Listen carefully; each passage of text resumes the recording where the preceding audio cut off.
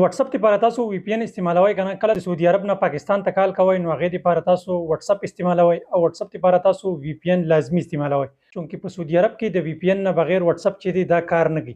نننۍ ویډیو کې به تاسو ته زه یو داسې وی پی ان ښیم چې دا په ستاسو موبایل کې نه شو کوي او دا به د ډیټا شانې کار کوي. څنګه چې تاسو ډیټا آن کوئ دغه شانتې به تاسو دا هم آن کولی شئ او نه به دې باندې څه ایډ راځي نه به دې باندې نور څه داسې مشکل شیزونه راځي. ډیره زیاته اسانه طریقه ده.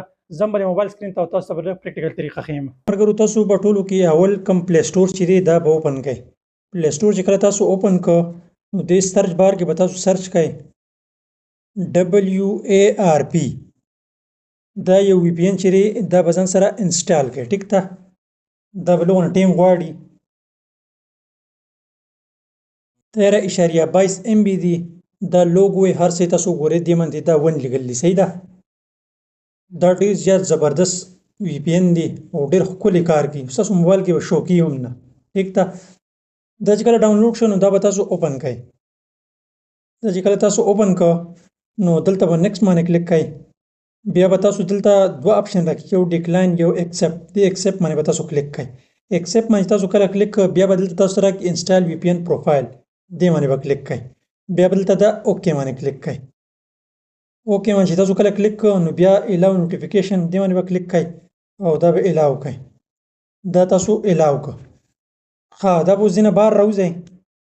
دې چې تاسو کله بهر راووتلی دې لپاره به اوس تاسو له داسې سیټینګ کول راځي چې ستاسو د موبایل کې به دا اپلیکیشن چې دی دا به نه شو کړي. ټیک ده. تاسو دا چلو کوئ چې بر نه به دا سکرول کوئ او دلته دا کوم ایډ نشان دی تاسو ښکاري په دې ایډ نشان باندې به تاسو کلیک کړئ. ایډ نشان باندې تاسو کله کلیک کړ نو دلته به اوس هغه وی پی ان چې دی هغه موږ ګورو. ټیک ده. دا تاسو ښکاري دا وی پی ان چې دی هغه دلته دی. دې باندې به لږ همداسې ټایپ ونیسئ او دا به بره ته راولئ. دا چې بر تاسو راویسته نو دا به تاسو دلته منځ کې پرېږدئ. دا چې کله تاسو دلته منځ کې پرېښدئ بیا که تاسو ته ډن ښکاري دې ډن باندې به تاسو کلیک کړئ. نو دې ډن باندې تاسو کله کلیک کړ بیا به تاسو بهر راوځئ.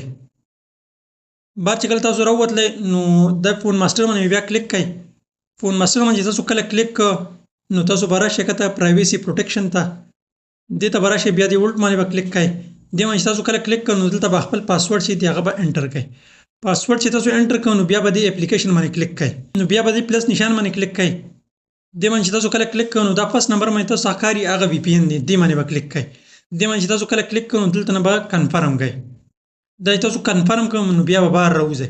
بهر چې تاسو راووتلی د تاسو ښکاري دغه وی پی ان چې دی دا ستاسو موبایل نه غیب شه. اوس چې څوک هم ستاسو موبایل چک کوي نو ستاسو موبایل کې به دا وی پی ان نه شو کوي.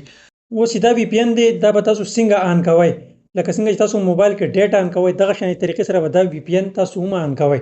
بر نه به کته ته کوئ او دا تاسو ښکاري 1 دې باندې به کلیک کوئ. اوس بر تاسو ښکاري زما وی پی ان چې دی دا کولاو شه او چې دا تاسو کله بره کړ بیا چې تاسو بندوئ نو دغه بر نه به دا کته کوئ او دې باندې به تاسو کلیک کوئ. دا تاسو ښکاري زما وی پی ان چې دی دا بند شه. نو دغه طریقې سره دا وی پی ان تاسو استعمالولی شئ او ستاسو موبایل کې به چاته پته هم نه چې ستاسو موبایل کې وی پی ان شته یا نشته.